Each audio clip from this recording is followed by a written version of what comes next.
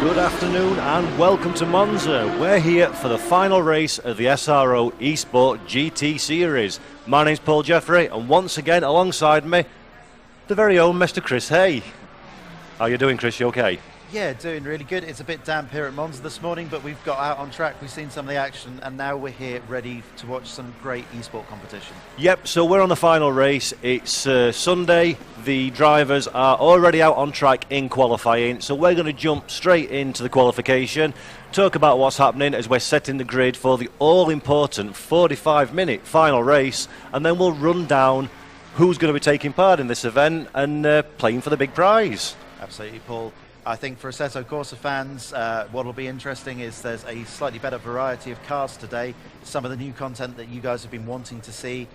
We've seen Alexis out on track just recently, and as we're watching Francek in the Emil Frey Jaguar, he was absolutely electric in the pro qualifying round yesterday. I'm really excited to see how Francek gets on in this field. The grid of cars that we've got today, just to clarify for you at home, the top four finishers in the Pro, the Silver and the AMs have now come together for this final event here from the opening weekend of the SRO E-Sport GT Series. And Francek ran away with things in the Pro last time out, surprising many, I think, Chris, in the old Jaguar. Absolutely, and speaking of Team Emil Frey, we're just looking at pictures of the beautiful Emil Frey Lexus, which we haven't seen a lot of so far, and this is of course new content to the game for this build. Yeah, really exciting to see the new content, and while we're looking at what's on screen, we've got Josh Martin taking part in the big Bentley. First time we've seen the Bentley on track during this event. Yeah, absolutely, and there's two of them in fact. Yeah, my favourite car, to be honest. I really like it. It's unnecessarily large, but a great race car. And of course, to clarify, this is qualification, so we've got another 8 minutes 39 seconds. It's 4:06 p.m. in game, and this is where the drivers set their time for the grand final race that will follow straight after this broadcast. And the top three of those drivers, Chris, go forward to the Barcelona season finale as well, which is the big prize time. And yes, just to reiterate for those that didn't view yesterday, the big prize is a chance to drive some Lamborghini Squadra Corse cars in the real world. Yeah, I mean, you can't really get a great deal bigger than that. So we're looking now at Nils Nochoks, who's doing a fantastic performance in the Lamborghini. Again, a very strong driver as he pulls off to the side of the track, actually, Chris. So abandoning this qualifying effort, the cars don't have to return to the pit box. They can abandon out on circuit. So Nils is looking to maximise the last 7 minutes and 45 seconds and just get his tyres up to speed and a banker lap or two. It is currently very tight at the top, with the top three covered by around a tenth of a second. I mean, that's a close. We've seen this, actually. To go on to the weekend activity so far, we've seen it all weekend. Incredibly close cars, incredibly close qualifying, and then the race as well. Drafting, big thing at Monza, of course, and a good opportunity can be taken. Francek's gone fastest, Chris, just to interrupt myself once again.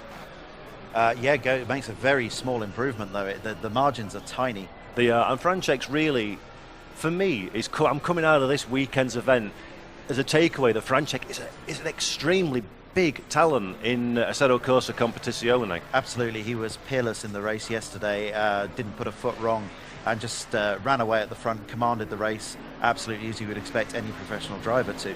Yeah, and that is coming off the back of a T1 incident as well on the opening lap, so to recover quite quickly and keep the composure after that is an impressive achievement. Absolutely, the top six covered by under 4/10 of a second here. On the top six, we've seen predominantly quite a lot of Lamborghini activity once again in this qualifying session. But to explain to viewers why that is, the qualifying events for this race were all taken part as a stint in the Lamborghini Huracan. So drivers have spent time preparing in that car, some choosing to stick with it and others deciding to roll the dice.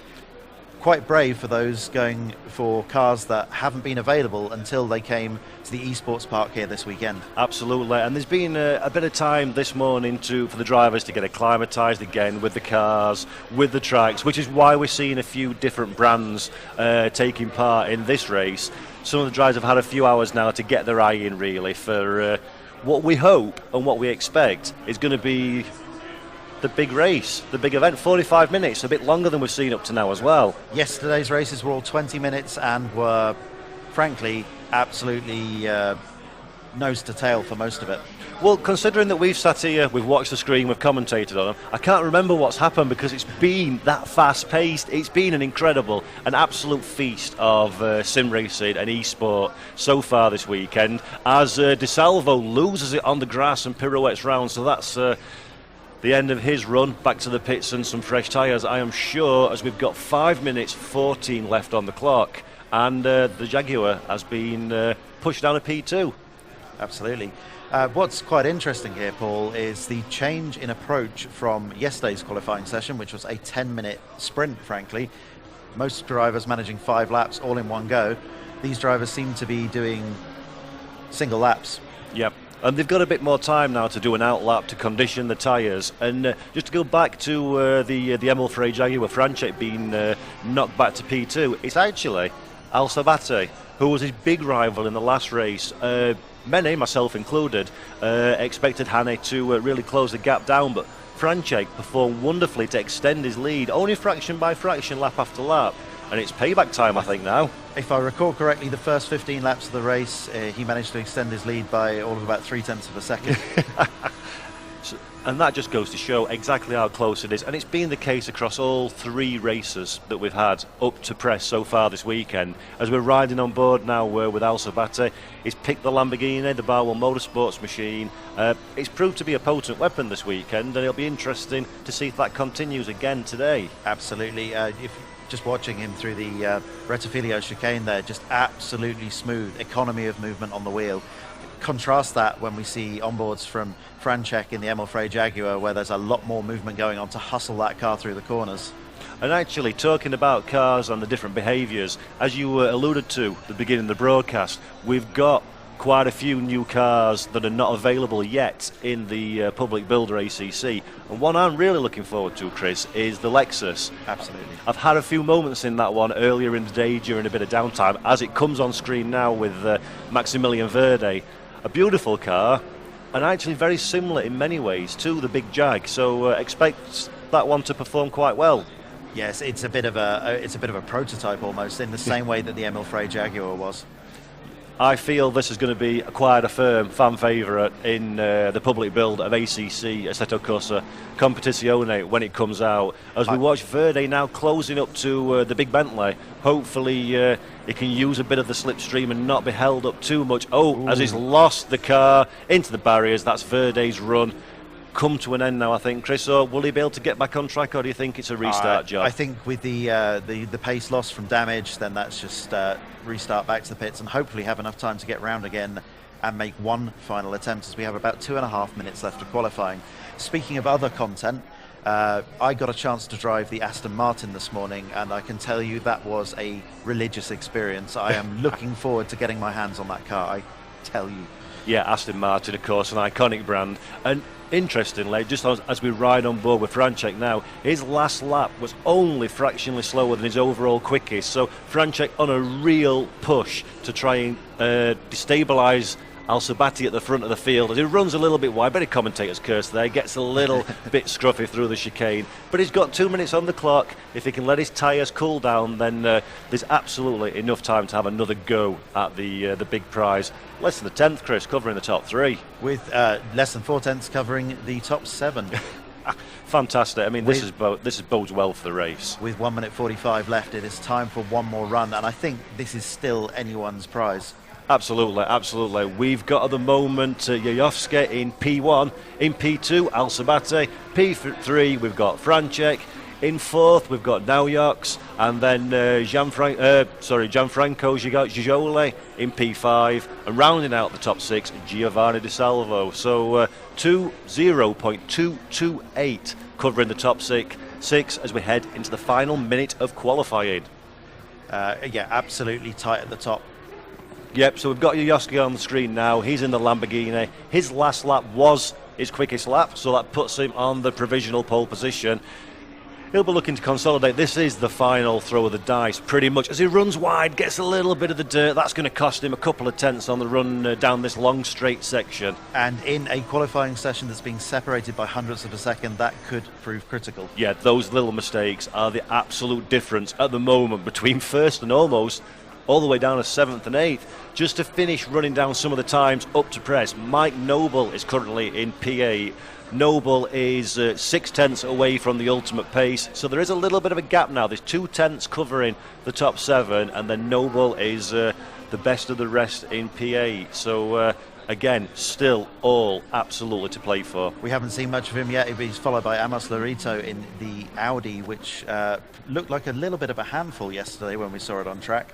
I actually, coming into the race, I expected Audi to be a more competitive proposition. It's a very aerodynamic car, but it doesn't seem to have the ultimate edge yet. I think because it's a brand new car for this build, although it's been available for AI use, I think the lack of track running time may be costing them. And as we're speaking, Lorito does set his quickest personal best for 1:47.169. However, that's not good enough to move him up from his current P9 on the grid. So qualifying's rounding down now into the last few moments. It's been a good session, Chris. There's a lot to take away, a lot of food for thought from that. Yeah, the top 9 covered by less than a second. Absolutely fantastic. And as we move into the end of qualifying and we move into the race show, we're going to run down for you guys the list of drivers, who they're racing for, just so you've got an idea ahead of the race session, should I say, which will be starting in a few short moments. We're staying on air, so stick with us. And while I've got your attention, you're watching this on the Race Department Twitch TV channel. Please do give us a like and a subscribe and a follow to stay in touch with all the activity. Plenty of after-event footage that we're going to be bringing to you. And, of course, the next 3 rounds in the Grand Final at Barcelona at the end of September. A lot of good stuff coming, Chris. Lots of good stuff coming, Paul. Yeah, really, really looking forward to the rest of the season. We're in Italy. Just for those of you that have not seen our earlier broadcast, this is not a virtual studio, so behind us is the real circuit. We are absolutely in the heart of the Temple of Speed, and I love how we're bringing the real and the virtual motor racing together at the same venue. A fantastic venture. As an experience, as a racing fan, just being here is incredible. We've spent some time out on track watching the qualifying for the Blancpain GT Series this morning, as well as watching the qualifying for the Asetto Corsa Competizione. Representation of that series at this track, the melding of the real and virtual is incredible. Absolutely, and we're in a waiting time now, so there'll be about 6 minutes or so until we go live with the actual race event itself. And it's a good opportunity to talk a little bit more about the track and about the synergies between the Blancpain GT Series and ACC itself. Absolutely. For those that don't know, that perhaps aren't inside the world of Asetto Corsa like Paul and I here, the Asetto Corsa Competizione is replicating the Blancpain GT Series, which incorporates a number of different types of drivers, different types of circuit. And there is just a huge amount of content coming that we've had a wonderful opportunity here to be able to preview. It's the cars, the tracks. I had a go on Brands Hatch this morning, which is one of my favorite race circuits in the world, and it's just such a big step up from the previous game and most of the things that I've seen before. Absolutely. I elected for Spa, so as you do, of course. So I did Spa in the rain at night. That's something that I thoroughly enjoyed. Only managed a couple of 3 laps. We've had quite a busy day of activity already so far, but seriously, for you guys at home, it's not long now until the final V1 release for ACC comes out.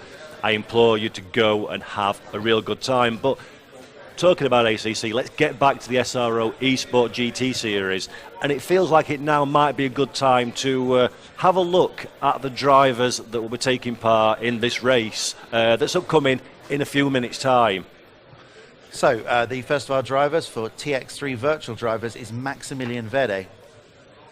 Driving for Vires is Erhan Yayovsky. Following up for Team Thrustmaster, we have Gianfranco Giglioli. And also for Team Thrustmaster, we've got the guy that dominated the pro race yesterday, Kamil Frenchek. Then we have Hani Al-Sabati for Team Thrustmaster. And for Red Bull Racing Esports, we've got Nils Naujoks. Then for Team V Racer, we have Ross McFarlane. And also for Team V Racer, we have Josh Martin, who waves to me off screen. Sorry, Chris. And then for Samsung Morning Stars, we have Amos Lorito. And also for Samsung Morning Stars is Danilo Santoro. We have Mike Noble, a private entry from the Netherlands. And then for the Jonalisa Esports Academy, Giovanni De Salvo. And that rounds out our drivers. Some good talent, some produced already this weekend. Some great racing. Absolutely. We've seen those drivers qualify through the Pro Silver and AM events yesterday and just had some fantastic racing in all three. Particularly the silver race, if anyone caught that yesterday, was absolutely nose-to-tail nail-biter from lap 1 to the checkered flag. In fact, I'm glad you've mentioned the silver race, as Chris takes a sly look behind him to see what's happening on the pit wall. It really is difficult to keep eyes on camera and eyes on each other when so much great stuff is happening behind us at Monza. But talking of that silver race, absolutely, the racecraft, the precision, the respect the drivers showed for each other, very impressive. That was one of the best sim races I have ever seen, Paul. Absolutely. I mean, I think it was Josh Martin in P4, an absolute battle royal for almost the entire duration of the race. Absolutely. He was under pressure for lap after lap after lap, maintained his cool, had to go defensive a few times, but absolutely perfect, did everything he needed to do. And it's interesting, because we're at Monza, there's a lot, obviously most people watching this, I'm sure, know Monza intimately. There's a lot of slipstreaming opportunities. So when you're in a racing situation, like Josh and co were at the time, there were 4 or 5 cars in the picture. So if you make a mistake or if you put a pass on that's not really on and you have to come out of it, you're in danger of plummeting down the field as the other cars overtake. And we saw that particularly in the amateur race where small mistakes were made and people were losing multiple positions. Yeah, and that's a real risk, and that's where a little bit of strategic thinking, you're in the pressure environment of an e-sport gaming park, you can see the whites of the eyes of your fellow competitors, and it's, do you push? Do you go for the overtake? Do you back away? Do you protect your position? And with such a big prize, Chris, it's not as simple as it might look at home. You might think, in this situation, I'd do that. Put yourself here in the heart of the battle. I don't know what I'd do. I'd crack. That's what I'd do. I suspect I would also crack, Paul. I think one of the big takeaways from me from all 3 races were how few incidents there were in wheel-to-wheel racing. The quality of wheel-to-wheel driving was absolutely stunning.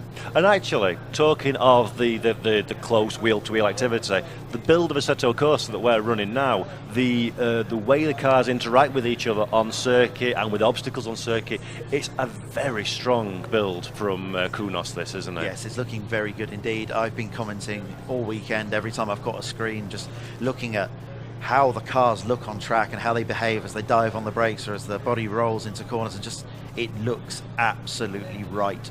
I can't think of a better word for it than just it's right.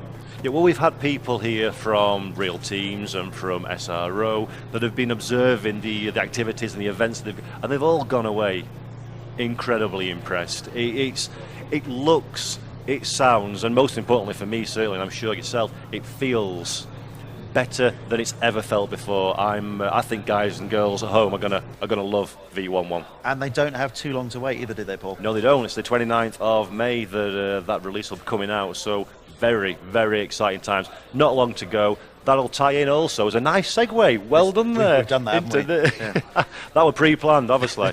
That'll tie in a nice segue to the Paul Ricard, the round 2 of the series.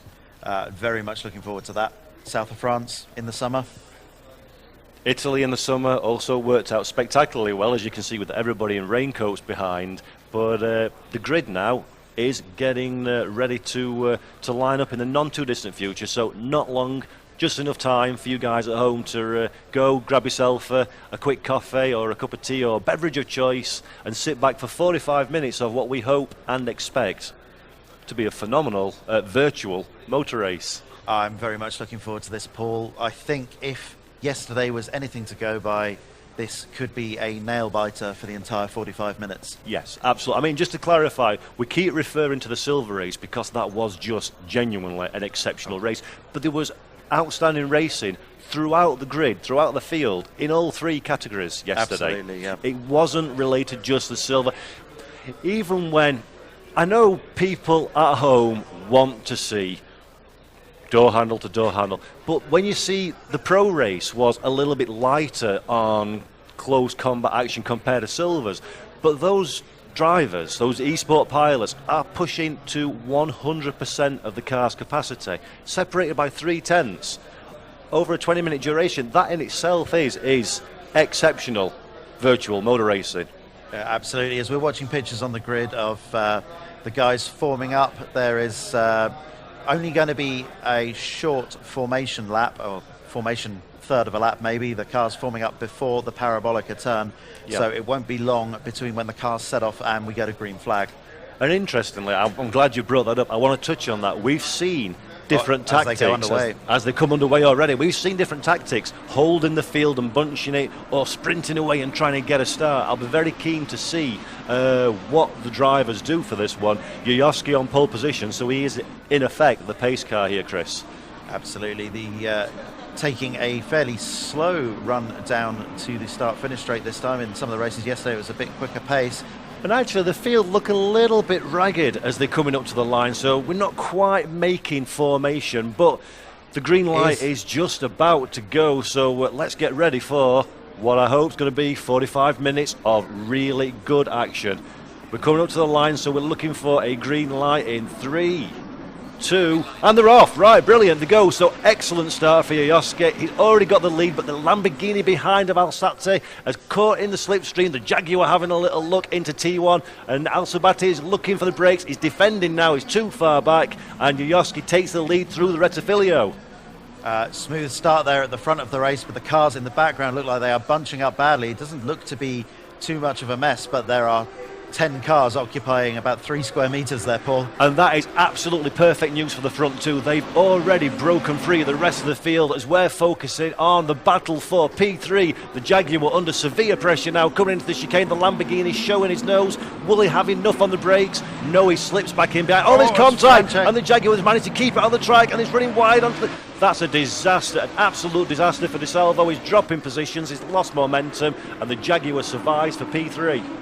Absolutely, that's a worst possible start for De Salvo there. He was being overtaken around the outside by Franchek, and just not quite enough room there through the Della Roggia chicane. Fortunately, he managed to survive that onslaught a little bit, so he does live to fight another day. But Franchek in the big Jaguar having a little bit of a difficult start to the race, but he will live to fight on. 45 minutes, much more of endurance race that can be recovered with smooth and good driving, as we see the cars now coming in towards the final third of the opening lap of the final race. Riding on board now with Santoro as he's looking to line a pass up on New York's in front of him. A little bit too far back into Parabolica, Chris, I think, or is this an opportunity?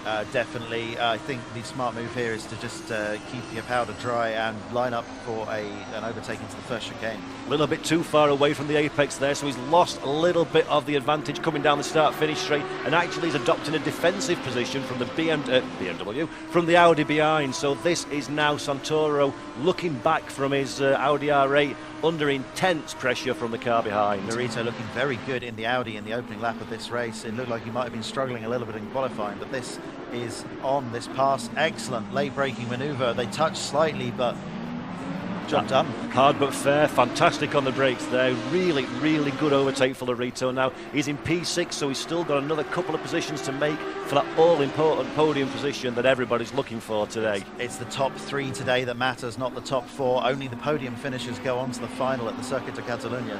And the top 2 actually have already started to pull a bit of a gap out, so the action very much is in this fight for P5, 6, 7 and 8 as we look at Danilo Santoro now in the Lamborghini in the middle of a very fierce fight in the second lap runs a little bit wide, but it's not enough to put him under pressure. There's another corner of the second Lesmo coming up, so there's a little bit of opportunity now to regather yourself and regather your focus as you look to make forward progression as we ride back on board with Santoro, Chris. As he looks to make that place back, it's going to be a tough ask going around the outside into Ascari, but look at the speed overlap. So outside of the corner is the danger position here, but he's a little bit late on the brakes, a little bit more contact. Both cars get away in the gravel, and he's getting bogged down by it. It's a disaster for Santoro, absolutely out of contention now. He frees himself for the gravel, gets back on the track, but that is a lot of positions lost now into P10. Paul, do you think he was a bit hopeful, maybe trying to make that stick around the outside there? Round the outside there is a massively risky proposition, especially this early in the race, but you see a gap, you have to go for it, but you also have to acknowledge when it's too much and you come away from the move. Further back down the field, we're on board with Josh Martin looking back, the trailing Jaguar of Mike Noble behind him. Two very big but very cool cars racing for position in the top six.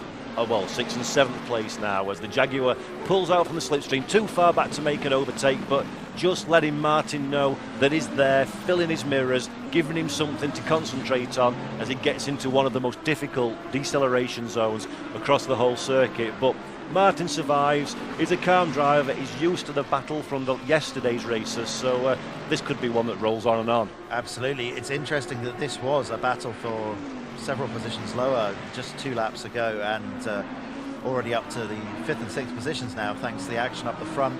I think there's still a lot to play for. Absolutely. I mean, again, to reiterate, we've said it a few times, but it's worth saying again, this is a 45-minute race and we're only just breaking into the first 5 minutes of the event. So Mike Noble now, not seeing much of Mike, he broke away in his race in a little pack.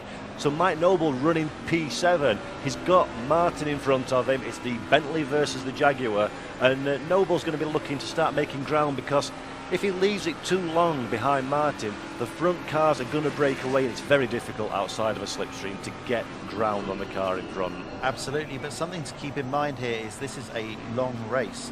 We've got another 40 minutes still. They're driving it like it's a sprint race, it's driving it like yesterday's. Absolutely, and one has to be very careful in these scenarios that you don't overuse your tyres. As Noble actually has got a really good run coming down into the Parabolica, this might be an opportunity to effect a pass, or he may, I think he's braking a little bit early, trying to get the run onto the main start-finish straight and into the first chicane, which is very tight, and it's quite easy if you catch your braking point to defend, to block defend, and not be re-overtaken again. Yeah, catching the slipstream of the big hole that Bentley's pushing in the air there. Yes, it's a substantial slipstream that Bentley produces. As Noble's getting a run now, Martin goes to the inside to defend. Noble's on the outside, the danger position here. Martin comes back, just gives him a little squeeze, let him know that that's not happening. And Inch again, perfect driving, Paul. Absolutely inch perfect, very professional driving from both guys there. And Noble's still close enough now to reassess where he's going to look to make the overtake, as Martin again displays outstanding defensive racecraft. Eagle-eyed viewers may note that the clock is running at an accelerated pace. We're at 5 p.m. nearly here at Monza, and if you extrapolate that out, that means this race is going to end in darkness. It is indeed. It's going to be a race that progresses through the course of the the time of day cycle in ACC, and that presents its own unique problems for the drivers in terms of how they set their car up to perform better at the beginning when we're in warmer daytime conditions, or how the tyres are going to progress through the course of the event as the night falls and the all-important potentially end of the race.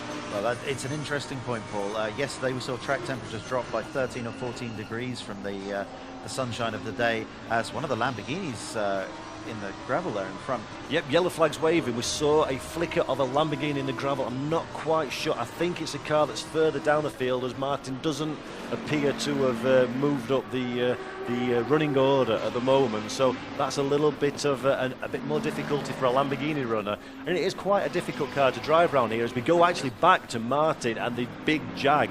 This is as close as it's been all race. Bit of bump drafting down the straight, Paul. Hey, that's always what you need. Any advantage you can gain, you go for it. But Martin's actually got a good run off Parabolica, so he may just have enough of a gap for the car behind to be safe into Rettifilio. It'll be interesting to see if he moves into a defensive position, but he doesn't. He leaves the door open, but there's too much there. The Bentley's got enough grunt to keep him in a safe zone. But it's really a question of the exit now, as this all repeats again for the next fast section of the track. It's all happening. This, as you say, is an endurance race, but it's being treated as though it's a 5-lap sprint at this moment in time. We've not really had a moment to digest what's been going on. I enjoy listening to John Watson's commentary in the Blancpain series, and you listen to the 3-hour events, and once every 20 minutes you say, oh, they're driving it like a sprint race. They're always driving it like a sprint, and we're doing the same thing as the Bentley looking pretty bad through the chicane there and having to go defensive into the Lesmo corners. And of course, going defensive is going to compromise your run out of the corner, and that's very important as Noble's thinking about it into the next corner, but he's backed off again. He's looking for the slipstream. Lesmo's not an overtaking opportunity. It's not, and the next opportunity in the run down to Ascari is also fraught with danger, as we've seen. Yep, and this battle between Noble and Martin is bringing the field behind into contention, so very soon Noble's going to have to make a move or then have to start concentrating on defending as well as finding a way past the massive Bentley. As we're heading into Parabolica now, both cars a little bit scruffy on the exit. Seems to have evened things out. I don't think we've got an opportunity just yet, although the slipstream is surprisingly effective at Monza. Again, he shows his nose, nothing's happening there, early on the brakes, and try and get a fantastic run now. Oh, look at this though, he is, Noble done a fantastic job as the car gets very squirrely, and that is one of the characteristics of that Emil Frey Jaguar. So it's now, right on the limit, you have to balance that car so precisely.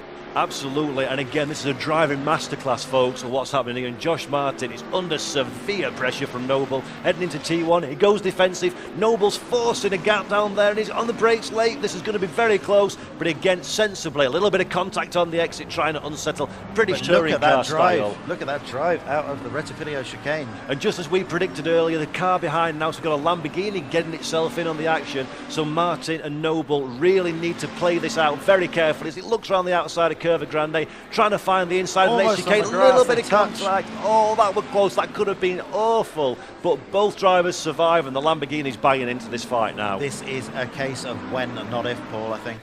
Absolutely, but let's hope that the drivers can maintain their cool. Big pressure environment. The cameras are in the faces, and this is a sim racing masterclass.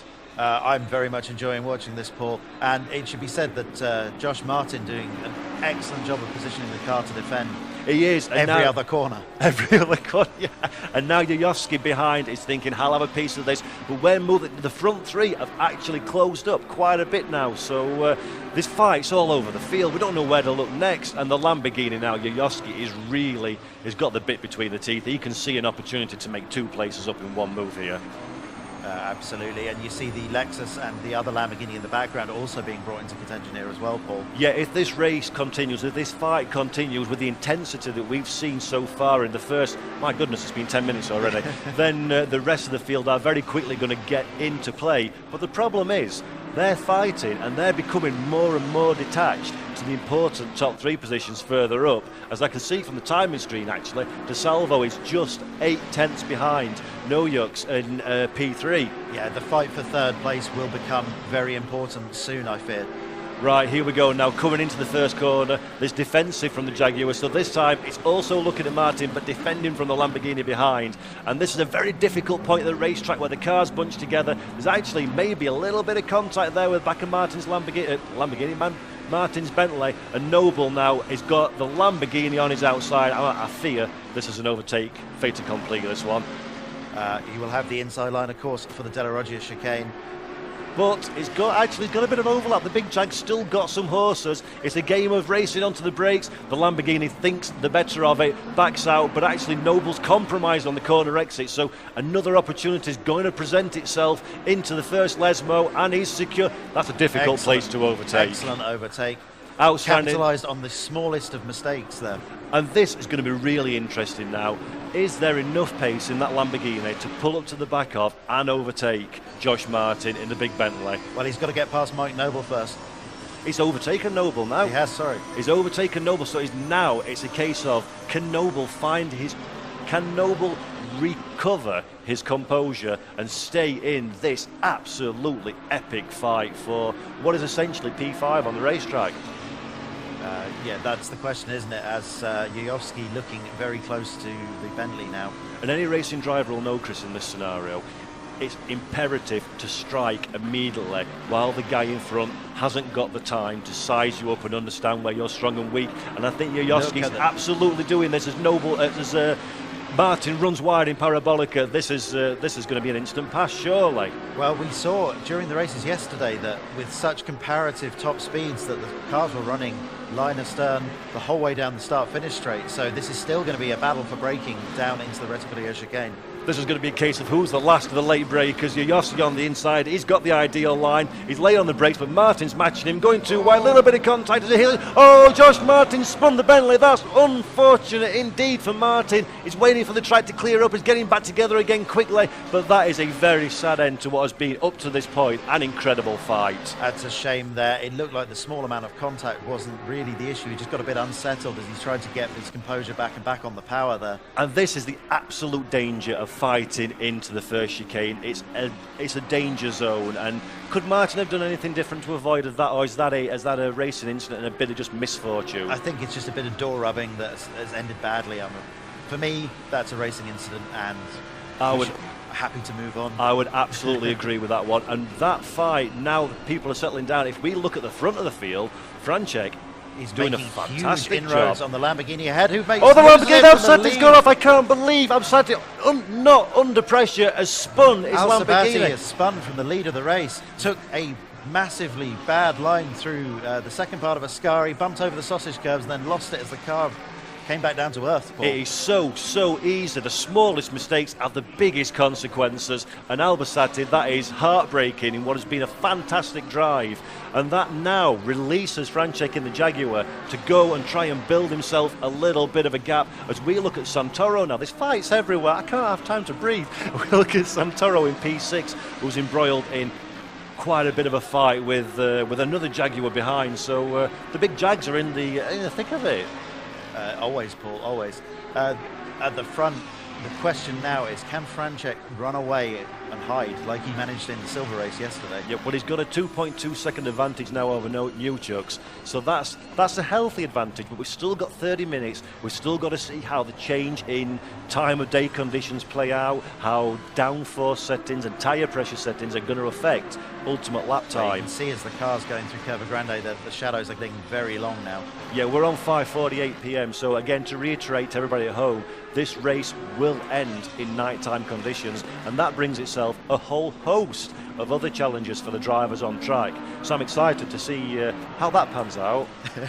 I think we all are, Paul. Yeah, because it's the first time we'll have raced in night conditions during the Monza opening round of the SRO E-Sport GT Series. So it's going to be good to see how the drivers react. But meanwhile, on track, the fighting is still fierce. There's a 2.2 second gap between the front two at the head of the field. But at the moment, we've got Alsabate, just to update on that one, actually recovered and is in P4 still. So it's not over for Alsabate in terms of a podium. And only 4 seconds behind De Salvo in third.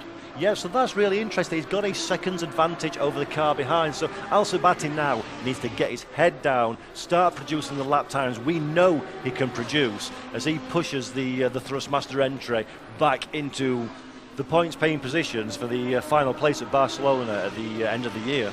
4 seconds in 28 minutes doesn't sound like too much of a tough ask, does it, Paul? No, I don't think it does. And we've seen already Alsabate lost it from the lead relatively without pressure. So absolutely anything could still happen in the next 28 minutes and change. So I do not look away from your screens, people. Also, give us a like and a subscribe and a follow on Twitch for the rest of the content that's coming from this weekend and the next 4 weekends as well. This has been dynamite so far. I can't wait. This has been excellent racing, and with 4 more events this season, long may it continue. Yep, and we're looking at Franchek now, who's got... It looks quite serene. I think the body language of the car is still going fast, but it looks like he's got it under control, and he's got a horde of very scary looking Lamborghinis in his mirror that are creeping gradually closer. The gap is now 1.9 seconds to the car behind, so that's come down 3 or 4 tenths even since we last looked at him on track, as he runs a little bit wide, not helping his cause there. No, the onboard from the Emil Frey Jaguar highlighting something we mentioned earlier about how much that car has to be hustled. Yes, absolutely, but it rewards you for that hustle, but it puts you in a danger position throughout the race of being close to dropping it if you're not careful, which we've seen more than one driver do over the course of the weekend so far. The question is, does that provide a potential tyre disadvantage towards the end of the race? And that is a very good question. We were speaking to Aris before the race started, who gave us a little top tip that some of the drivers, because we're running into night conditions through this race, the temperature's going to drop. Some of the drivers have been experimenting with increased downforce to get more heat into the tyres, been experimenting with tyre pressures as well, because the setup of your car will have an effect on the behaviour of, do you want your performance at the beginning of the race compromising the end, or vice versa? Do you want your performance as the night falls? Very interesting to see how people have played that game. Absolutely, and we get to see how that's played out, but you have to imagine if you're at the front of the grid, you want to be fast right from the get-go. I think, for me personally, that's my safety net. I would rather run and hide and then deal with the problem after than keep things in hand. But we've got 12 cars, we've got 12 very fast, very good drivers, so it'll be interesting to see how each individual driver is affecting that behaviour. As we're riding on board now with the Lamborghini of Nils Newchuk's, closing down the race, and he's lost a couple of tenths actually now. Both drivers on the ragged edge here. Yeah, there's very little quarter being given, and that's what we saw throughout the pro race. And that mirrors the real-life Blancpain GT Series. It's endurance racing, but it's not endurance racing 30 years ago. It's endurance racing in the title only, isn't it? Yeah, it's a long sprint race, is the best way to put it. Nayox runs very wide there on the second Lesmo. We've seen people kicking up a bit of dust as pretty much the racing line, but that was more than he would have liked to have seen. And Nayox needs to be careful actually, because he's got another Lamborghini behind him that's very much trying to close the gap down. DeSalvo being a very competitive driver throughout the weekend running that we've seen him. So keep your eye on DeSalvo, who's a monumental talent. He's in a difficult position, Chris. He's in P3, which is the points prize paying round to take you to Barcelona. But he's a racing driver and he sees an opportunity to close a gap and make a pass. A very difficult position. It'll be interesting to see if he continues to push or if he consolidates what he's already got in his pocket. Absolutely, and I think something that's going to come into play a little later in the race is 45 minutes on one set of tyres is certainly doable, but to run qualifying laps lap after lap on those tyres is not. Absolutely. And Al Sabati now, so he's still in P4, just to give you a little update since his incident. He's 3.9 away, so he's closing the gap, but maybe not at a rate fast enough to get him into contention for the big prize. What's that, around 4 tenths in 3 laps maybe? That's maths I can't do under this kind of pressure. I'm sorry. But Al Sabati, we're riding on board with him now in the Lamborghini. His last lap was a 48.2, which is only a few tenths away from his ultimate pace. That's about the pace we've been seeing from the front runners. Yes. So he's certainly on the pace. His tyres must be suffering a little bit. He did have quite a significant pirouette, and obviously he's got to get the car back. So it'll be interesting to see if Al Sabati can continue to overcome the disadvantage, frankly, he's given himself by making that spin. But it adds a little bit of spice to the event, as if we don't need any of that. There's enough already. But car looking very edgy through both the chicane and first part of Lesmo there. Lots of good turn in, but as he gets to the apex in most of these corners, he's having to correct quite hard. And Al Sabati's actually got an advantage that he's not under intense pressure from the car behind at the moment, so he can afford to experiment with the racetrack, find where the ultimate line is, do what he needs to do to close that gap down without having to worry about checking his mirrors and defending his position. We saw earlier in the race the big battle we had with Josh Martin in the big Bentley, how that brought the cars behind into contention. And looking back, actually, that's worked in Al Sabati's favour, as it's given him a gap to fall into. Very much so. It was Yayovsky that came out victorious in that three-way fight we saw earlier. Yeah, really interesting actually to see how that goes. So Yayovsky not been putting in quite the lap times I would have expected him to, with the feistiness that he looked to have as the heat of the battle kicked in. It'd be interesting to see now. We've still got just over 23 minutes to go. It'd be interesting to see, are his tyres starting to go? Is he biding his time and waiting for the night to fall a bit further? And some drivers, Chris, they struggle in darker conditions. I'm not saying the drivers here do, but some drivers, myself included, struggle in darker conditions. Probably turn the lights on, mate. Probably so. Well, there's enough lights on us, so we can share them. I'm sure we can. But so that'll be interesting dynamic to add into the mix. Will just people's natural strengths and weaknesses play a part? As we, speaking of big cars, we've got two together. This is a lot of tarmac being used up in a fight. Nice fight for 9th and 10th place by the two Bentleys of Well, one of them's Ross McFarlane, and the other is Josh Martin in the other one, isn't it? So Martin now still seems to excitement follows Josh Martin around in this event as he's getting out of it actually and letting McFarlane go. Is he carrying damage, do you think, from that contact and spin? That is very true. That's a very good possibility actually, because Martin's shown good pace. The car looks difficult in the background of the shot there as he's squiggly a little bit coming out of the chicane and into Curva Grande. So no, not Curva Grande. So yeah, Martin, there we go, getting them mixed up, you're right. So in Martin, very interesting to see if he's got some damage. He runs wide again there. It's been it doesn't seem to cause too much trouble. Just a little bit on the grass seems to be the racing line from what we've seen, but that wasn't just a little bit, was it, Paul? No, that was a lot. That was definitely, and it's a shame. It's a sad end to what's been a great, dramatic, and exciting performance from Josh. But he's still got an opportunity. The two big Bentleys, as you mentioned earlier, causes a very big hole in the air as the car in front runs really wide now and gives him an opportunity to get a little bit of slipstream and start thinking about opportunities. It could even have been that he's moved over to have himself a little fight. Maybe, I think. I think the timing is saying he's a lap down actually, so he may have come into the pits and had to repair some damage. Oh, that's a real shame. That's a real shame. As we flick back now to the race leader once again, I feel like we've been here before. Franchek in the Jaguar starting to check out a little bit now. He's got a 2.5 second advantage over Nauchoks. 25 minutes into this race and he is a couple of hundredths of a second slower than his fastest lap time. The pace is coming down. There's still life in the tyres for that Jaguar as the fuel comes off and the times tumble. Absolutely, and we'll do a quick rundown of the running order now as we head into the final 20 minutes and 40 seconds. So we've got Franchek leading in the ML3 Jaguar. He's got a 2.5 second advantage of Nils Nauchoks in the Lamborghini Huracan GT3. De Salvo is running P3, a further 3.3 seconds back. Al Sabati, who we focused on quite a bit today, is running P4. In 5, Yuyovsky in another, once again, Lamborghini. And that's the top 5 so far, and Santoro rounds out the top 6, a further 2.4 in arrears.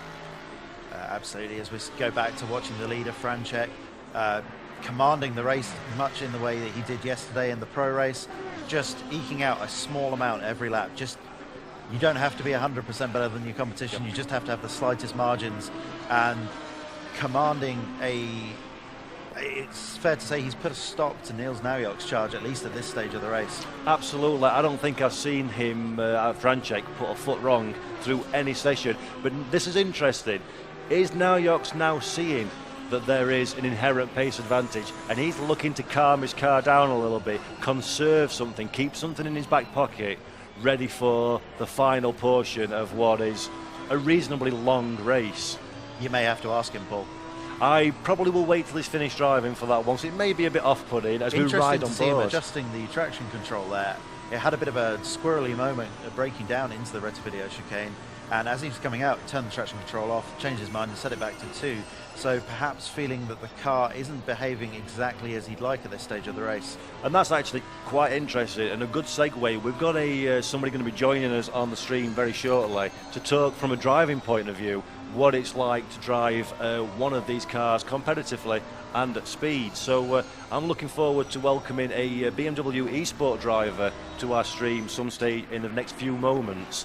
And we'll have a word about the differences between ABS and traction control and the different things that you can set in a car for your lap time. Well, what's been interesting is seeing how some of the drivers, particularly when setting qualifying times, are adjusting brake balance for every corner.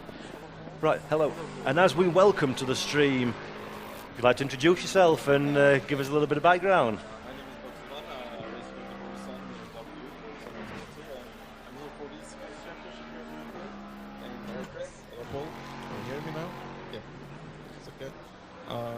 Very intense race going on actually. I will be watching the race backstage.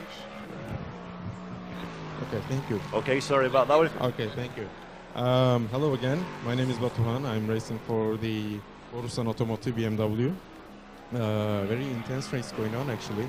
It's been a great race so far. Yeah, it's been great. We've had a brilliant performance, and the reason we wanted to speak to you is we've seen the drivers out there making in-car adjustments as the tyre condition changes, the track condition changes. From a racing driver point of view, What sort of difference is that making to the performance of the car? Well, actually, the race started in the midday hours and going to 9 p.m. Overnight. So the tires go colder and colder over time, and they are doing the pressure adjustments according to that. So they are trying to keep the performance of the car like the start of the race. And it's a very good thing, actually. This is simulated in the race, Asetto Corsa Competizione. And we were just riding on board with Niels Naujoks, and we saw him adjusting the traction control. Do you think at this stage in the race, with around 30 minutes gone, that they're starting to lose the traction from the rears? Or yeah, the cars are mostly, a lot of them are very rear-wheel drive, so they are losing the grip over time. Both the tires worn out and the time is going late, so the pressures drop, and they're according to that using the traction control. It's interesting to see how each driver deals with these conditions. Some guys, myself included, unfortunately, I'm no alien, like to just get in the car and drive what I've got available, and others in a Schumacher mould are making changes on a corner-to-corner, lap-to-lap basis. Have you enjoyed the racing then so far? Yes, the event was perfect, actually. The rigs are perfect, and the simulation race is going pretty well. It's going actually a pretty good weekend.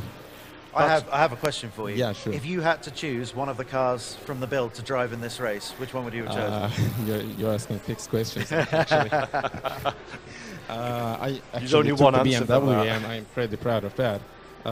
We saw the BMWs in the qualification races yesterday. We only saw a couple, but seemed to do very well, particularly under braking. Yeah, they are pretty stable cars under braking and the corners, but Monza has a lot of long straights, so the different cars produce different performances over time. So it's actually good to see different cars in the grid. Definitely. Semifinals have lots of same cars, but the final had more different cars than the Lambos, the Jaguars, etc. It's great to see the Lexus. Yeah, it's perfect because it's good for the racing. It produces some different racing dynamics over time. Fantastic, Batu. Really appreciate you taking the time out to come talk to us. Thank you, man. Thank Enjoy you. the rest of the race. So there you go, guys. That's a little bit of insight. As we've got a spinner, Santano's lost it. Oh, that is a disappointing from P6. So we've got a Lamborghini going backwards. So we've segued back to the race. Very nice time in there. And it just, again, reiterates a mistake is round the corner for every driver. Yeah, and at the front during that time, Franchek managing to stretch his lead by nearly another second. Absolutely commanding the race, while others behind him seem to be having more struggles. And that is absolutely right. And funnily enough, Naujoks now from going to push for a lead is starting to come under increasing amounts of pressure from the fellow Lamborghini Huracan behind. Less than 1 second covering second to third.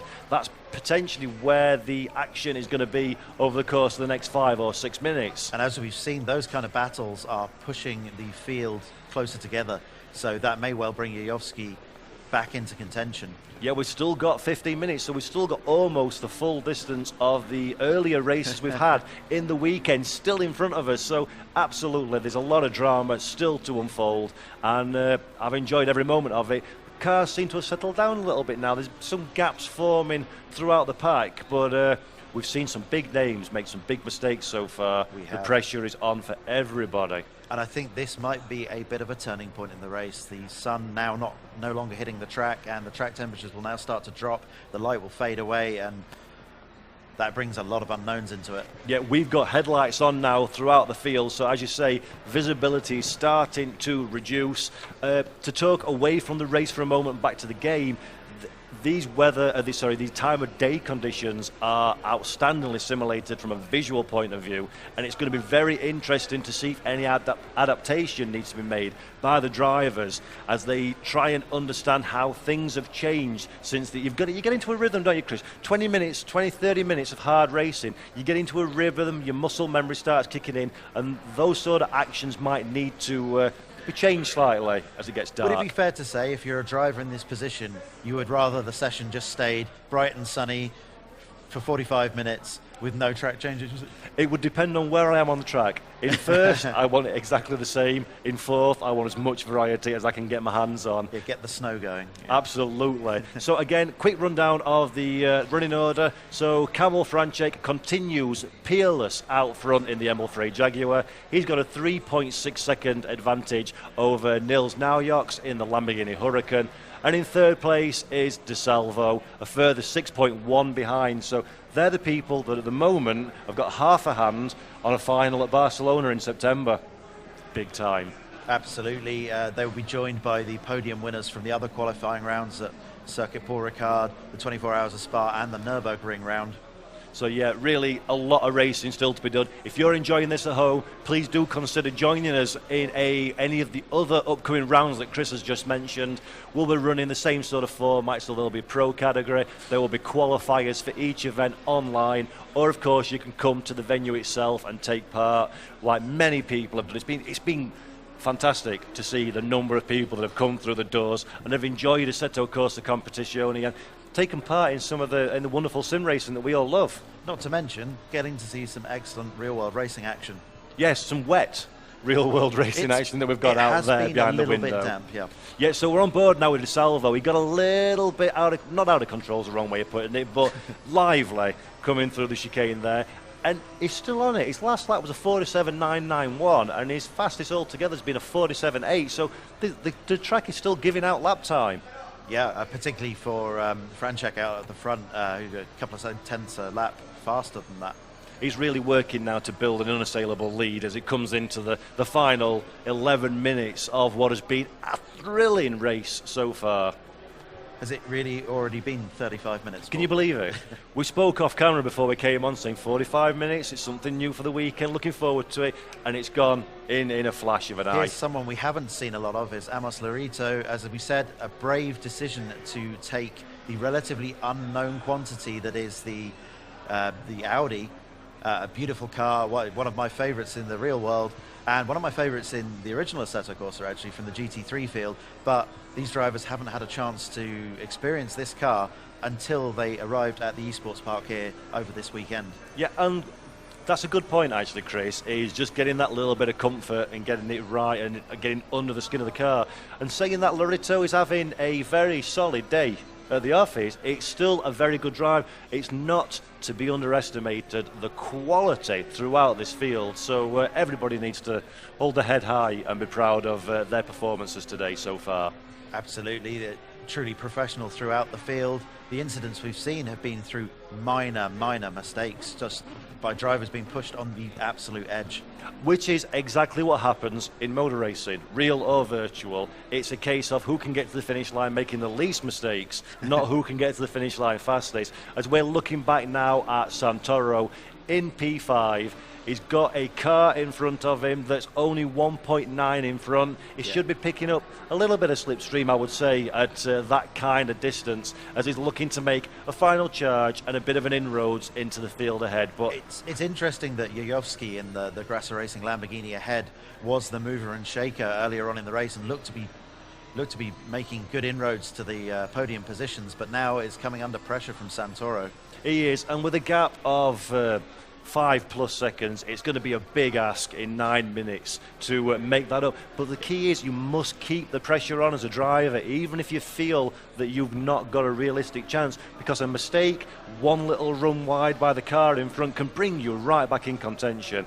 Absolutely. This is not over yet for those guys in 4th and 5th. They're still fighting tooth and nail. Anything can happen, and that 4th position, while it doesn't qualify, is absolutely critical if one of the guys ahead makes a mistake. We saw in the qualifying rounds that people ran out of fuel.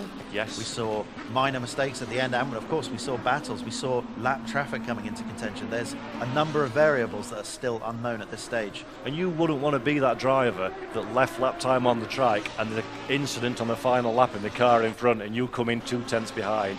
You need to push from beginning to the end, based on what the car's able still to be able to give you on the racetrack. And we're now really getting in to dark conditions, so the track is changing and evolving all the time for these drivers. The visibility is changing. A bit of fatigue even might be coming in for a 45-minute pressure environment. That is difficult to maintain the peak of what you need to achieve in that time frame. Absolutely, as we get a chance to look at the beautiful Emil Frey Racing Lexus. Haven't seen a lot of it this race because Maximilian Verde has been out of the wars, unlike many of the cars around him. Do Emil Frey just make a decision at the start of each season of what's the prettiest car, and we'll go run it? We'll have a Jag, and then we'll move to the beautiful Lexus. And this is we've talked about it already, so I'm not going to go there again. But this is a great looking and great feeling car in ACC, and Verde's doing a really solid job to be running inside the top 7 in what is a relatively unknown quantity. And looking at lap times, he's still fast. Sorry, Chris. I would say it's more than a relatively unknown quantity because I don't think he'd driven it before today. and that takes a big amount of skill and talent to do that. As we're looking now at another guy we've not seen much of, P8 Ross McFarlane in the Mahusif Bentley. Ross again still got good lap time in there. He's about 7/10 away from his ultimate on the last lap, and Ross has sadly found himself a little bit without anyone to play with at this moment in time. That being said, that silver Bentley looking absolutely beautiful in the incredible lighting of Asetto Corsa Competizione. Doesn't the sim look fantastic? Now the lights have gone down, and of course it's a step above what's been possible before. Yeah, I think they need to upgrade the graphics outside. Yeah, exactly. Oh, we were waiting for that joke all weekend, and we got it in at the end. But back at Franchek, who is still pumping in fast lap times at the front. But Franchek actually has lost a couple of tenths on the last lap, so his gap's now down to 4.1. It was 4.3 last time I took significant note of that one. So Franchek just needing to be careful now. He's safe in terms of tarmac distance, but with 5-6 minutes to go, it's getting increasingly more and more difficult. We spoke to some of the drivers prior to the race who showed a little bit of nerves about racing in this kind of environment in dark conditions, so it'll be very interesting. It's interesting that the track temperature hasn't actually started to drop particularly yet. The sun only came off of it recently, and with 5 minutes left of the race, if that starts to come into play as a factor, it may happen at the very end. Yeah, so you don't need to get away from your screen until this race is finished and all the drivers are across the line. So Franchek leading, as we well know, we can see on screen. Behind him it remains Nils Naujoks, and in P3 Giovanni Di Salvo. Those three guys have done a good job, haven't they? They have. They've pretty much just done everything that was expected of them, kept out of trouble, kept the pace up, and while others have made mistakes, kept it dry, kept it clean, and it's now really the question mark over the battle for fourth place. Which unfortunately for the drivers is a battle for honour rather than a battle for a qualifying token to go to Barcelona, but a racing driver fights until the very end. And Senna once said, where there's a gap, you go for it or you're no longer a racing driver, and these guys are frantically out there trying to find someone to race with and a gap to then go and fight for the same bit of tarmac over in the last, what we got, 4 minutes and 30 seconds remaining. Yeah, absolutely, Paul. As we're looking at Giovanni Di Salvo in the Umbra Racing Lamborghini, still setting reasonable times, but dropping off the pace of the leaders now.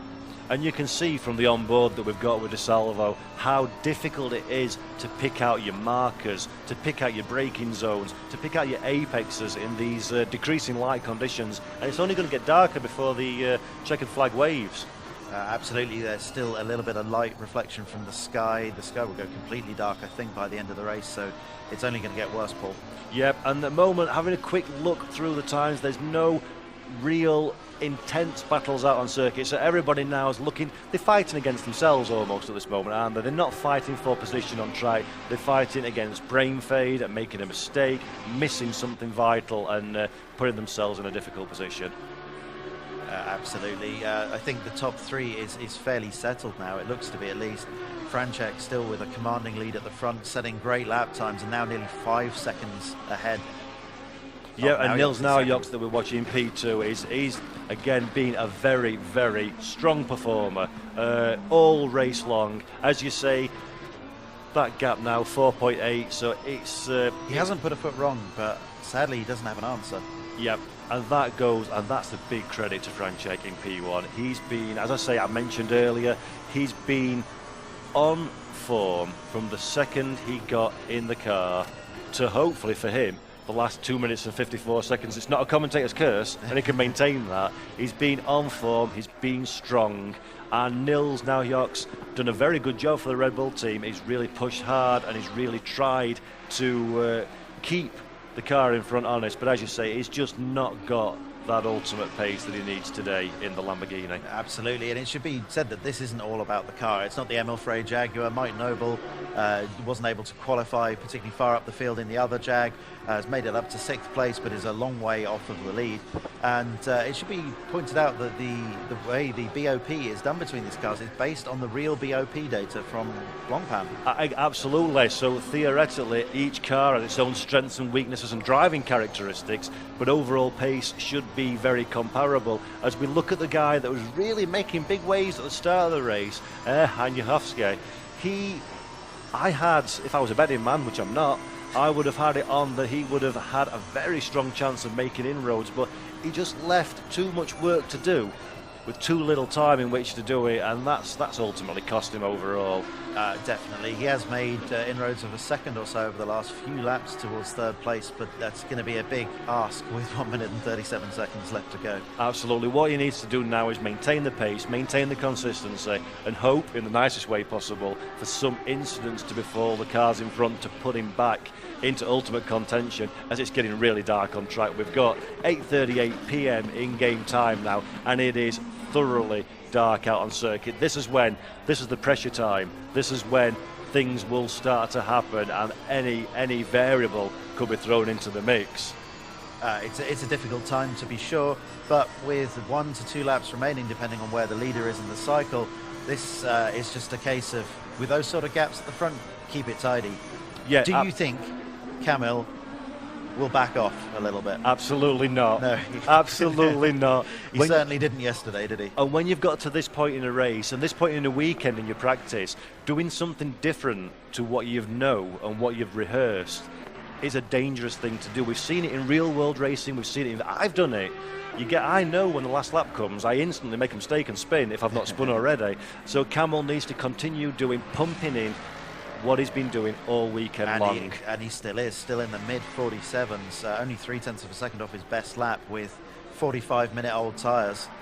That's impressive. Obviously, that's a masterclass. There's not a lot more I can say to that. As it gets a little bit hairy going into there. That commentator's curse. We'll have to be careful. A little bit leery there, but Franchek, the fireworks fire up. What a absolutely wonderful performance. That is par excellence. A brilliant race, a brilliant drive, and a well-deserved victory, I think, Chris. I think we've got a guy up at the front of the field that's done everything he needs to do. Hasn't put a foot wrong all weekend. This isn't just a commanding victory in this race. As it should just be pointed out, Paul, that the fireworks may have been a little bit premature there, and the checkered flag has not been dropped. So this is the final lap for Kamil Franchek with a 5-second lead at the front. Yep, I think every driver, I've said it before, worth saying again on the final lap, the gaps are all fairly safe now, so I don't think, unless something dramatic happens, we're going to have any last-minute hit and run overtaking moves. Every single driver in this field, on this grid, deserves a round of applause when this race is over. It's been phenomenal. Absolutely, the racing has been of absolutely first class, but the wheel-to-wheel racing, maybe not quite as much as in two of the races yesterday, but where we have seen it, it has been of the highest standard. Oh, absolutely. And just how good does ACC look now? It's pitch black. You've got the ambient lights, the lights and the cars, the fireworks in the background that confuse me. The glowing exhaust on the side of that Emil Frey Jaguar as well. Absolutely superb. And I think I'm fair to say this, the opening round of the SRO E-Sport GT Series has been good enough and enjoyable enough to do the game justice, as we see Franchek coming round the final corner, the Parabolica, one last time down the start-finish straight. What a fantastic performance. Our race winner from round one of the SRO E-Sport GT Series. The crowd are clapping in the background. The team managers and teammates are smiling. Naujoks P2 and the Lamborghini also securing a place in the final at Barcelona. And De Salvo, third and final, P3, gives a little wiggle, shows a bit of excitement. That's been phenomenal from everybody concerned. Whew, absolutely, Paul. Breathe. The top three did a stunning job. Absolutely professional drives from all three drivers. Further down the field, there was a lot more battling. Yep. There was a couple of scrappy little mistakes that a couple of drivers will come away from thinking.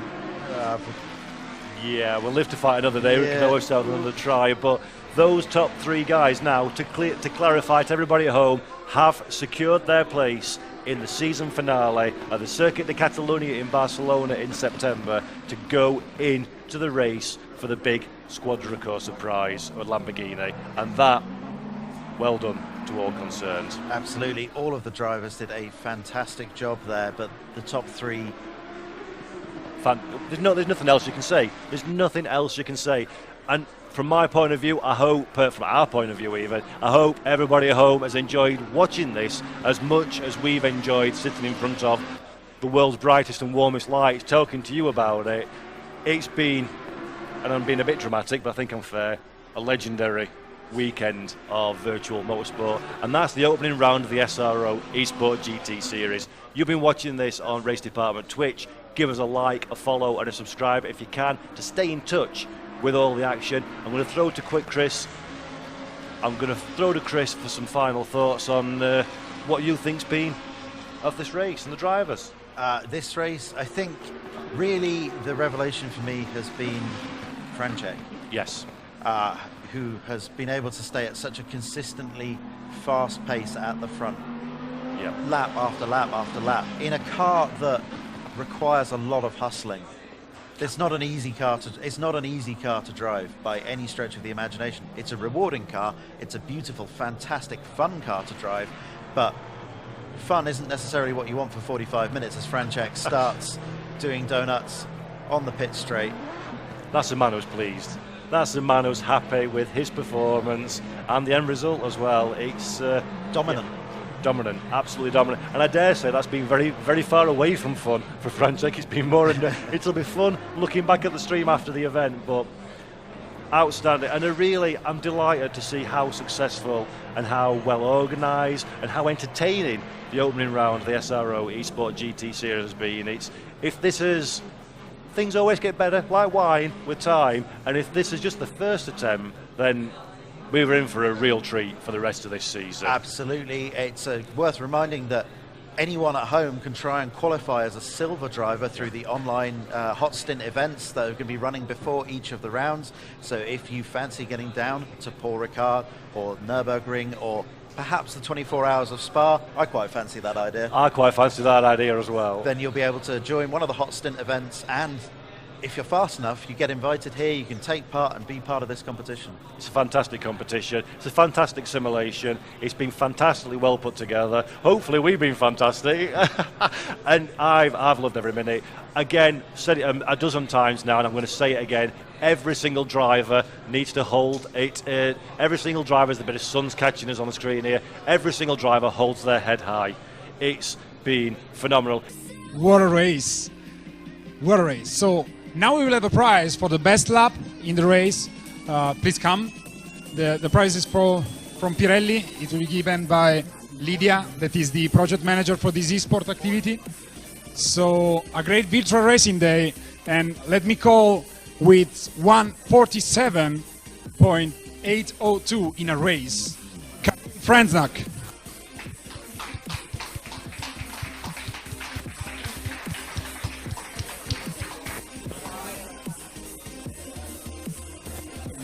Yeah, it was a great race. So I think Paul has some questions for you, because we've been streaming for 45 minutes, with the hand here, not to do noise. Absolutely. Phenomenal performance. First and foremost, well done. Brilliant. Very entertaining race. Unbelievable under pressure. I've not seen you put a wheel wrong all event. Phenomenal. How's it feel for the first round winner? Oh yeah, it's amazing. That's amazing feeling. The start of the race was a bit messy, so I didn't know what to expect. But after a few incidents, I could focus on my pace, catch the guys in the front, and once they made a mistake, as I was in the P1, so with quite a good advantage over P2. So I was trying to for sure stay on track and have a safe position to be qualified for the finals. But at the same time, this tire I was looking for, so I was pushing as much as I could to make it work. I wasn't sure for till the end of the race if I'm going to make it or not. But yeah, so finally. did you come into the event with a strategy? Were you looking to push right from the beginning and build yourself an advantage? Or did it naturally progress as the race wore on? Obviously you had Haye in front for a while as well, which you had to contend with that. How do you approach something like this? I had kind of strategy at the beginning, but everything was basically went wrong in first lap, in first turn. So I was not sure if I'm gonna finish the race. To be honest, I heard sputter about damage in the car, so I was not sure what to expect. But the car was fine, and yeah, that was improvisation all the time to make it through to the top 3 and finally top 1. Well, for Chris and I watching in the commentary booth, it looked like a smooth, calm, collected performance. To tell the people at home, how does it feel racing in an environment like this where it's competitive, strong drivers? You're at Monza, there's a big prize, there's this as well. How does that feel as a virtual driver? How do you deal with that pressure? Yeah, there's much higher pressure than at home. If you're at home, you get just your own room, your PC you know very well, and the hardware. Then you go to the live show, live event, and everything is basically different than at home. Plus pressure, everybody is looking at you, looking what you do, and at the same time you're trying to be the fastest as possible. And that's very easy to make a mistake. So yeah, for sure you have to calm down and focus on doing your thing. And the race as you've been practicing at home. Do not try anything stupid. And of course, there's only going to be one winner, which is you, so congratulations. But at the same time, the entire field of winners, everybody's driven brilliantly. Have you got a word about the rivals that you've raced today and the level of competizione, some might say, throughout the field? Yeah, so the top 3 drivers at the finish line had just amazing pace. So yeah, really thumbed up for it. And thank you. You were building my pace too. To be faster and not to be caught by you. But at the same time, I would like to mention Hani Al-Sabti and Ethan Jaworski, because these guys were so fast on the beginning, P1 and P2 with huge advantage. But Lamborghini is kind of a tricky car, so it can happen at any time. So they are really unfortunate, but hopefully they're gonna take part in second qualification, because I'm sure they're gonna be in the finals. Great performance, great sportsman, absolutely legend. Once again, brilliant performance, well done, congratulations, well deserved. Wow, great. Round of applause, everybody, please. Yeah, so we reached the podium at the end. We did it, you know? Unbelievable, absolutely, all weekend, unbelievable event, organisation, the software, the drivers, absolutely great. Yeah, so we're calling another guy here for some interviews. So Niels, please come here with us from Red Bull Racing Esports. Another great participant. During qualifying session, he was on the main straight, and he looked at me, raising the hand. I thought, okay, there's a problem. He looked at me and said, "I'm so close." You were close. Yeah, the qualifying was amazing. I think the first 5 guys or so have been within a 10th, which is, I don't know, like iRacing level that we... This is gone? No, it's not. Where at least 10 or 20 people are nearly doing the same time, and this level that came to this place as well. Great. The pressure, well, you try to put the pressure on all throughout the race. Absolutely, the lap times we were seeing, even as we went into the night time, were incredibly high. How does that take it out of you on a 45-minute race, pushing to that level lap after lap? Yeah, well, and the first couple of laps, they're always a little more difficult because you have to get into the groove, and since the night, it doesn't just pop up, but it gradually gets there, and so you can adapt lap by lap to change your style or your braking point, and I think overall, if you focus only like 20-50 meters ahead, because the rest is dark anyway, then I think it just works like pretty much the same.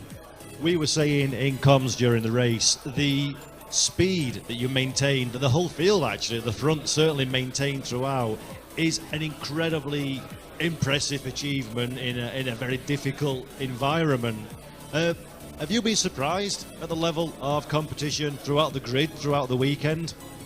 Not so much really. Maybe the amateur guys or the not so much about the silvers, because they did the hot laps at home, and I think they're also the top 10 have been within half a second over the course of 6 laps. So it might be even closer than we saw it here in the qualifying. We knew that the Jag was a little faster, and well, Camille could leverage it perfectly. So he didn't ever leave a gap for anybody to get there, so he just punted away in the front and got the win he deserved. And of course the big question is, with that finish you secured a place in the final of Barcelona in September. Good feeling? How's that make you feel? Yeah, I'm quite surprised actually, because and modest too, people, fast and modest. Yeah, well, it's not like I expected anything. We're exploring this game, we're exploring the series, what you guys do here, and I was not. Well, of course, you're always thinking of it, but I wasn't coming here to expect to win or going second, but just to have a average performance. But I didn't really thought to be on the podium in the end. Well, from our point of view, up in the comms box, thank you for making a brilliant race, really entertaining, and once again, thanks a lot. Congratulations, man. And now, obviously, he gained his place in Italy in the home race. It's Giovanni De Salvo from Samsung Morning Stars. Another great season for him. Ciao, Giovanni. Yeah. So I leave it to English now. Again, fantastic. You've secured a top 3 position. Brilliant drive, brilliant lap times, great performance. How does it feel to have done it 45 minutes later, crossed the flag? Yes, it was a tricky race. In the first lap I had contact with Kevin, and I early finished in the gravel. The first thing I think it was, okay, it's finished. But I tried to push anyway, in case the drivers in front of me would have done some mistakes, and that happened for my luck.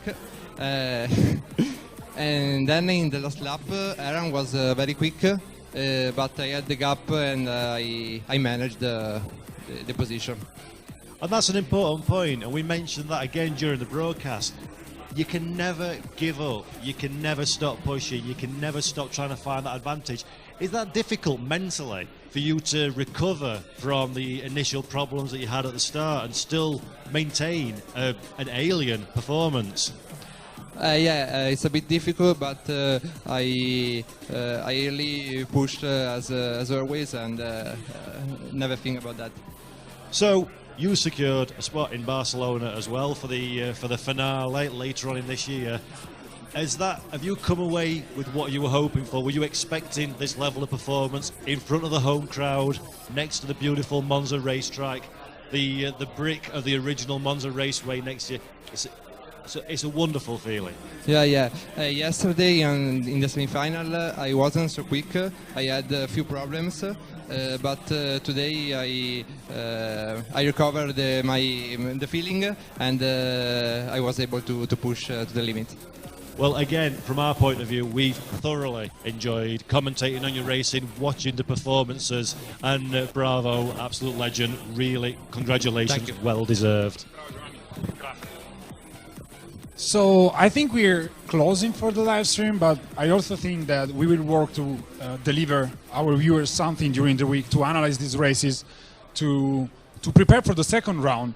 Paul Ricard is a difficult track, almost impossible to overtake in a lot of places, but with that long straight, we will see so many things. So let's say digest this race and then think to the other.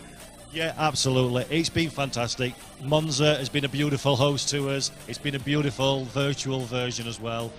Everything's run like clockwork. The drivers have been entertaining as it comes. This is sim racing, Davide, at its absolute best. It's fantastic, and let me say thank you to all the guys in the TV direction, sim area management, regulations guy, cameramans. We literally, did a lot of stuff during this weekend, anybody of us, so thank you very much. Thank you for viewing, and visit SRO esports.com to visit, for the next races, silver qualification, location, and for the AM and the Pro. So thanks for being with us. Thank you, Davide, for everything you've done. Good.